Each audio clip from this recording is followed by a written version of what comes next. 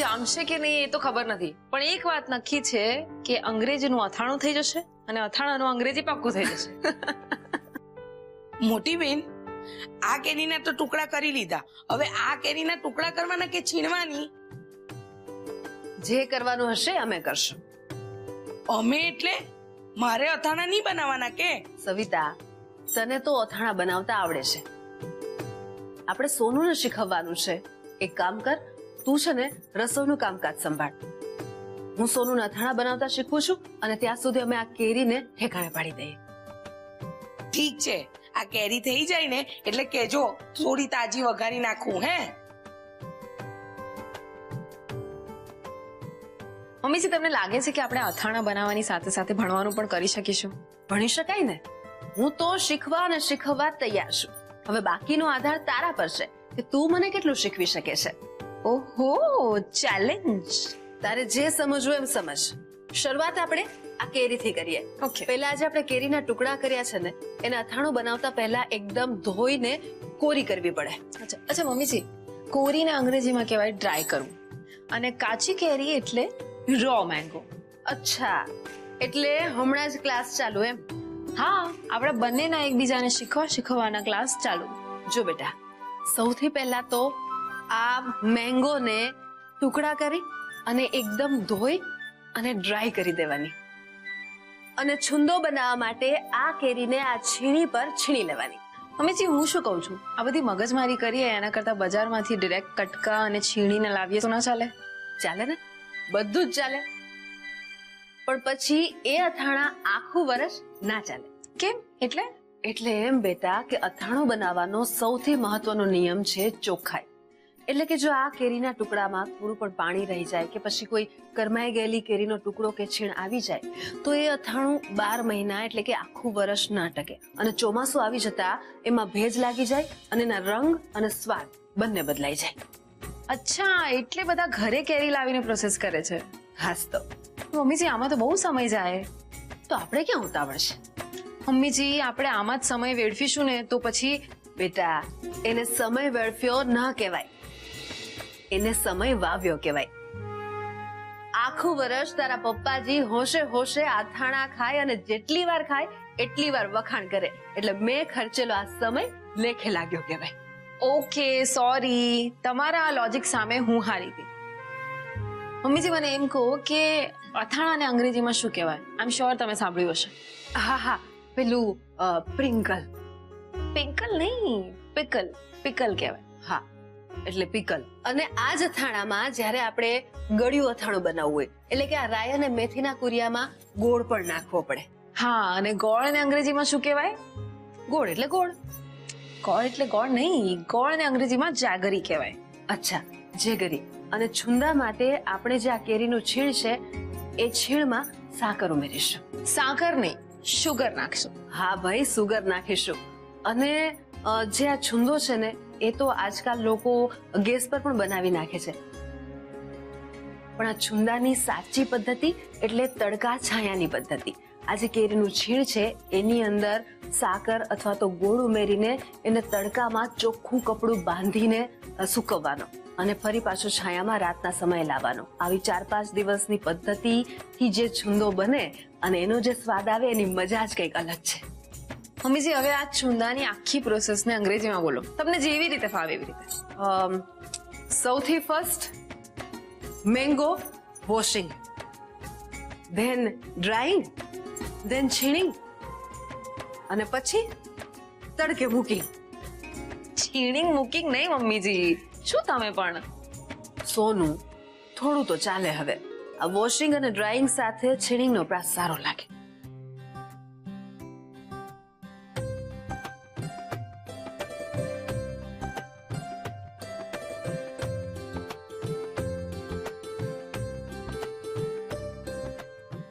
Okay, પણ મમ્મીજી, આજે અંગ્રેજીમાં તમે બહુ જ ઓછા શબ્દો શીખ્યા છો.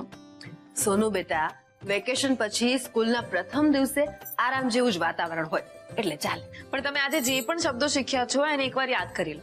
ઓકે સોનું, હજી કેટલું બધું કામ બાકી છે. આટલું યાદ કરવામાં રહીશ ને તો આ બધું રહી જશે. મમ્મીજી, એકવાર બોલી તો લો.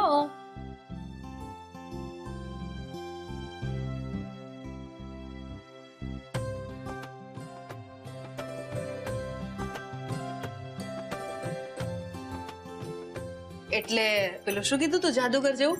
જેગરી. હા કરેક્ટ. Oil, knife. અને મમ્મીજી હવે હવે આગળ કાંઈ નહીં. આ સાથે જ અહીં આજનો અથાણાનો અધ્યાય અને અંગ્રેજીનો અધ્યાય સમાપ્ત થાય છે. બોલો સત્યનારાયણ ભગવાનની જય. જય.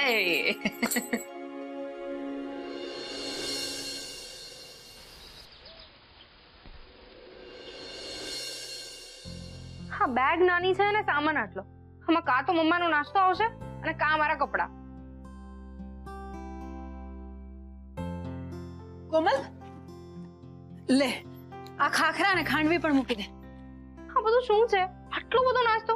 હું કઈ 1 મહિના માટે નથી જતી. તું મહિના માટે નથી જતી એટલે જ કહું છું. કપડા ઓછા લઈ જઈશ ને તો ચાલશે, પણ આ ખાખરા, ખાંડવી અને આ ગાંઠિયા તો જોઈએ જ. મમ્મા હવે આ બધું જ બહાર પણ મળે છે. હા, પણ ઘર જેવું ક્યાંય ન મળે, અને એમાં મુસાફરીમાં તો ખાસ. ક્યાંક તમે અટકો અથવા તો સમયે પહોંચો તો જો જમવાનું સાથે હોય ને તો એક ટંક સચવાઈ જાય. મમ્મા મારા બધા જ ફ્રેન્ડ્સ મારા ઉપર હસશે કે તું ફરવા આવી છે કે નાસ્તાના પેકેટ વેચવા. એમાં જરાય શરમાવાનું ના હોય.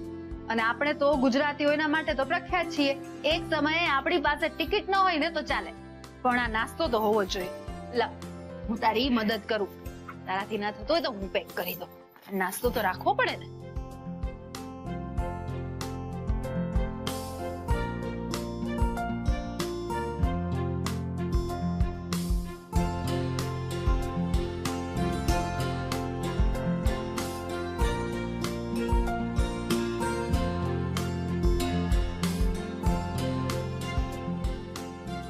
લે, આ થઈ ગઈ તારો પેકિંગ. તારું ધ્યાન રાખજે બેટા, અને સતત તારો મોબાઈલ છે ને એ ચાર્જ કરતી રહેજે, એટલે અમે તારો સંપર્ક કરી શકીએ. ઓકે. કોમલબેન તમારી ટૂર માટે ઓલ ધ બેસ્ટ અને ખૂબ એન્જોય કરજો. યસ ભાભી. થેન્ક યુ વેરી મચ પપ્પા. એ ચકલી થેન્ક યુ મને નહીં કે થેન્ક યુ તારી મમ્માને કે. યાર એકવાર હોમ મિનિસ્ટરનો ઓર્ડર મળી જાય પછી મારી મજાલ છે તને ના પાડું નો. જોક્સ અપાર્ટ દીકરા, આ મમ્મીના થ્રુ વાયા વિરમગામ થઈને મને પૂછવાની શું જરૂર હતી? ડાયરેક્ટ મને પૂછ્યો તો મેં પણ તને હા જ પાડી હોત. ઓફકોર્સ બેટા, માણસથી એકવાર ભૂલ થાય એટલે એને યાદ કરી કરીને હંમેશા ઘૂંટ્યા ના કરવાની હોય. We just have to move on, beta. Yeah? Go and enjoy yourself. जा कोमल जा, जी ले अपनी जिंदगी.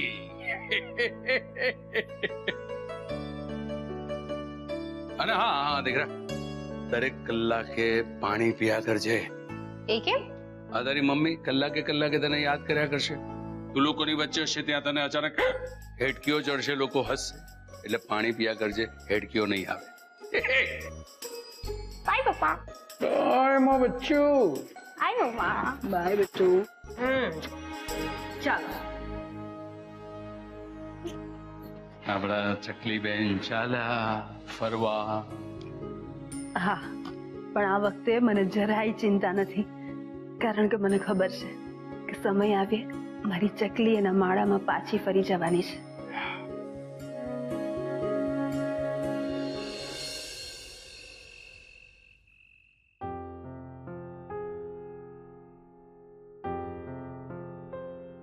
શું વાત છે? આજે તું ઓફિસ ના આવી? એકચ્યુઅલી મમ્મીજીને અથાણા બનાવવા માટે મદદ કરતી હતી અને કોમલબેન પણ બહાર જતા હતા, એટલે મેં મારું કામ ઘરેથી જ પતાવી દીધું. એક કામ કરું છું, તમે ફ્રેશ થઈ જાઓ, હું જમવાનું ગરમ કરી લઉં. અરે જમવા પરથી યાદ આવ્યું, એકચ્યુઅલી તને એક વાત કહેવાનું જ ભૂલી ગયો. આવતીકાલે સવારે મારો બેસ્ટ ફ્રેન્ડ ઋષભ અને એની વાઈફ સ્વીટી બેંગ્લોર થી આવી રહ્યા છે ને એ લોકો અહીંયા જ રોકાવાના છે. અચ્છા ઠીક છે, તો હું ગેસ્ટ રૂમ તૈયાર કરાવી દઈશ. ગુડ. તને ખબર છે, બાળમંદિરથી લઈને સ્કૂલમાં, કોલેજમાં અમે લોકો સાથે જ ભણ્યા. એક્ઝામમાં સાથે ભણતા હતા, સાથે ફરતા હતા, બધું સાથે જ કર્યું. અરે એ તો મને એમ કહેતો હતો કે આપણે મેરેજ પણ સાથે કરશું અને ફરવા પણ સાથે જઈશું. પણ આપણા મેરેજ વહેલા થઈ ગયા અને એના જસ્ટ હમણાં જ થયા. એક મિનિટ, તમે કહ્યું કે તમારા નાનપણના મિત્ર છે, તો તમને લગ્નમાં ઇન્વાઇટ ના કર્યા? અચ્છા ઓકે, કોર્ટ મેરેજ કર્યા છે રાઈટ? અરે ના ના, એકદમ ધામધૂમથી અને ડેસ્ટિનેશન વેડિંગ હતા. અરે લાસ્ટ મંથ જ્યારે આવ્યો ને ત્યારે આવ્યો તો ઓફિસમાં મને મળવા માટે પર્સનલ ઇન્વિટેશન આપવા કે 3 દિવસનું ફંક્શન છે, તારે ને ભાભીએ આવવાનું જ છે. પણ એને કેવી રીતે સમજાવું કે કેવી રીતે મારી વાઈફને લઈને આવો. આઈ ડોન્ટ નો આયશા, પણ આમ બધાની વચ્ચે તને ઇન્ટ્રોડ્યુસ કરવી કે તું મારી વાઈફ છે મને ઓડ લાગી રહ્યું છે.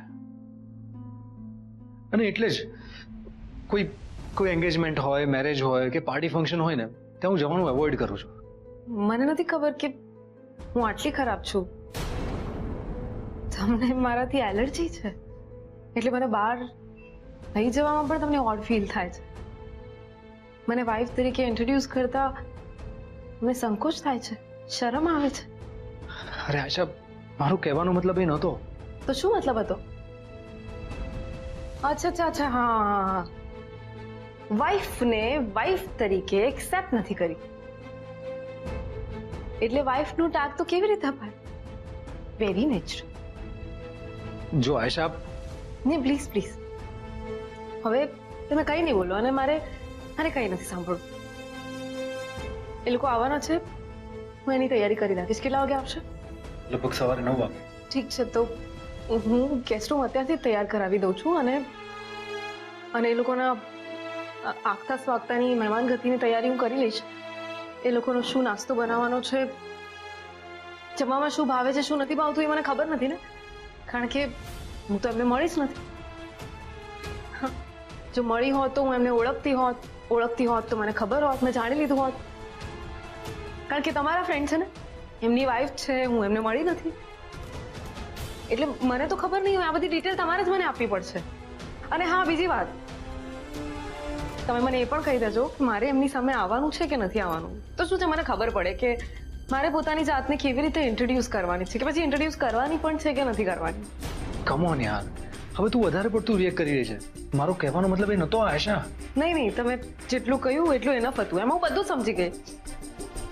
અમુક વાર શું થાય છે કે તમને કોઈ સામેથી કહે અને તમે ના સમજો તો તમારી ગણતરી મૂર્ખામાં થાય છે. અને મને એવું લાગે છે કે અત્યારે મારી ગણતરી એમાં જ થઈ રહી છે.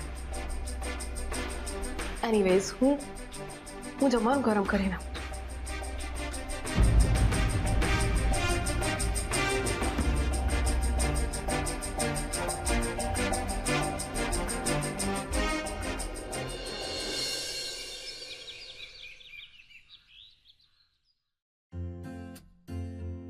Welcome.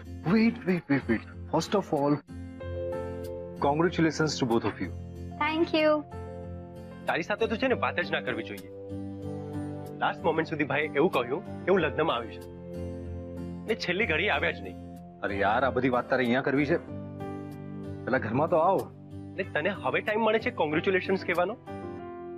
મારું ચાલે ને તો અહીંથી પાછો જતો રહું. ઓકે, ભૂલ થઈ ગઈ મારી, સોરી. બસ અંદર આવ ને, ચાલ ને પ્લીઝ.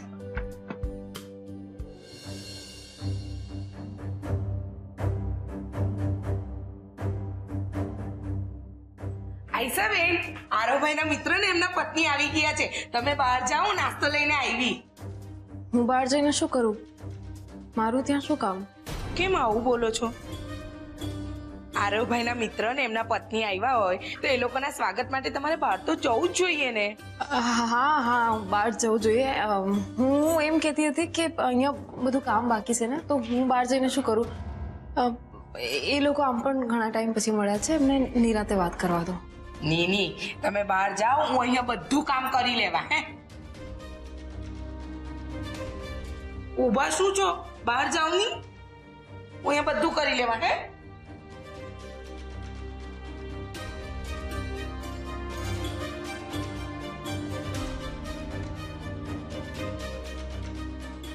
હા આયશાબેન, એવું કેમ બોલ્યા કે મારું બહાર હું કામ? કેમ છો આંટી? એકદમ મજામાં, સદા ખુશ રહો. આ આરો તો ગધેડો મારા મેરેજમાં ન જ આવ્યો ને તમને લોકોને પણ ના મોકલ્યા. આંટી, આજે છે ને તમારે એનો ક્લાસ લેવામાં મારી સાઈડ લેવાની છે. બેટા, આરવને આપણે નિરાતે વટીશું, પણ પહેલા તમે હાથ મોઢું ધોઈ અને તાજા માજા થઈ જાઓ. એટલામાં નાસ્તો તૈયાર થઈ જશે. નાસ્તો પછી આંટી, પેલા ભાભીને દર્શન તો કરાવો. કે ખબર તો પડે આ કાગડો જે દહીંત્રુ લાવ્યો છે તે દેખાવમાં કેવા છે. અરે સોનુ દીકરા, ત્યાં કેમ ઊભી છે? અહીંયા નમસ્તે ભાભી. આઈ એમ શ્યોર કે તમે મને નહીં જ જોયો હોય અને મેં પણ તમને નથી જોયા. અને આના માટે બીજું કોઈ નહીં પણ આ જ માણસ જવાબદાર છે માય લોર્ડ, આ જ માણસ. અરે ઓય, તારી નોટંકી બંધ કર યાર હવે. નહીં કરું ભાભી. આ માણસ એટલો કંજૂસ છે ને કે એને સોશિયલ પ્લેટફોર્મ પર ના તો તમારા બંનેનો ફોટો કે ના પછી તમારા મેરેજનો એક પણ ફોટો મૂક્યો છે, કે નથી તો એને ડીપીમાં પણ તમારો ફોટો મૂક્યો. તમે સોશિયલ મીડિયા પર એક્ટિવ નહીં હોય કે પછી તમે એમને ના પાડી હોય ને તો વાત જુદી છે. બાકી રિષભ તો રોજ એના ડીપી પર મારો ફોટો મૂકે અને મારા ડીપી પર એનો, અને આ વાતનો એને કંટાળો પણ નથી આવતો. હા ભાભી. બેટા, તમારે લોકોએ ફક્ત વાતોથી જ પેટ ભરવું છે કે શું? આરવ, સોનુ, એમને એમનો રૂમ બતાવો, એમના રૂમમાં લઈ જાઓ. ત્યાં સુધીમાં હું અને સવિતા નાસ્તો તૈયાર કરી લઈએ.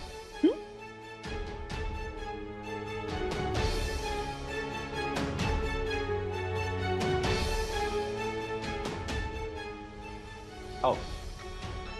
અરે અરે બોલાવું છું.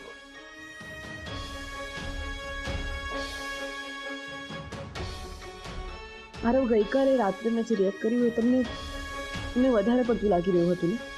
પણ રિષભભાઈ અને સ્વીટીને જોઈને એમની મેરિડ લાઈફ આપણી મેરિડ લાઈફ સાથે કમ્પેર કરશો ને તો તમને આપોઆપ સમજાઈ જશે કે આપણા લગ્ન જીવનમાં શું ખૂટે છે અને મને શું ખૂચે છે. બાય ધ વે આયશા, તમે લોકો હનીમૂન પર ક્યાં ગયા હતા? અરે અમારી છોડો, તમે લોકો એમ કહો, તમે લોકો ક્યાં ગયા હતા? બોલીવુડનું ફેવરેટ ડેસ્ટિનેશન સ્વિટ્ઝરલેન્ડ. હવે આરોભાઈ તમે એમ નહીં પૂછતા કે અમે ત્યાં ફોટોસ પાડ્યા કે નહીં, કારણ કે અમે ત્યાં દરેક મોમેન્ટના દરેક સ્પોટ ઉપર માત્ર ને માત્ર ફોટોસ જ પાડ્યા છે અને વિડીયોઝ પણ બનાવ્યા છે. આરવ, તને તો ખબર છે ને કે મને એક્ટિંગનો કેટલો શોખ છે. અરે શોખ નહીં, ગાંડો શોખ. આયશા તું માને નહીં, મને બરફમાં સિફોનની સાડી પહેરાવીને ડાન્સ કરાવ્યો હતો, બોલ. અને બીજા બધા કપલ્સને તો ફ્રીનું જ એન્ટરટેનમેન્ટ મળી ગયું હતું. તો વોટ યાર, અમુક લોકો તો બીજાની વાઈફ સાથે રોમેન્સ કરતા હોય છે અને આપણે તો આપણી વાઈફ સાથે રોમેન્સ કરવાનો છે. પણ ખોટું શું છે યાર?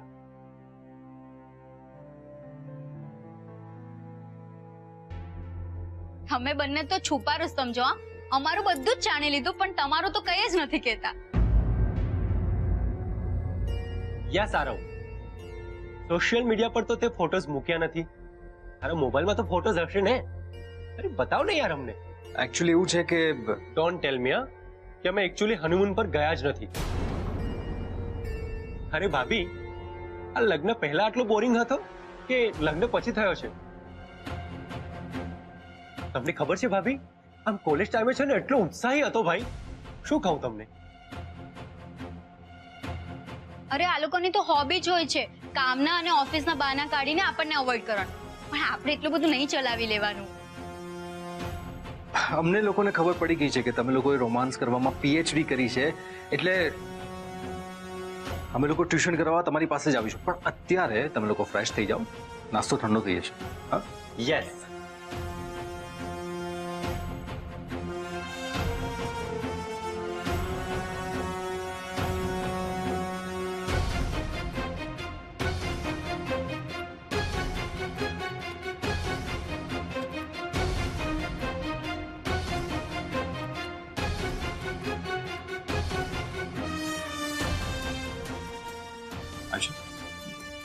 શું જુએ છે? ચાલ,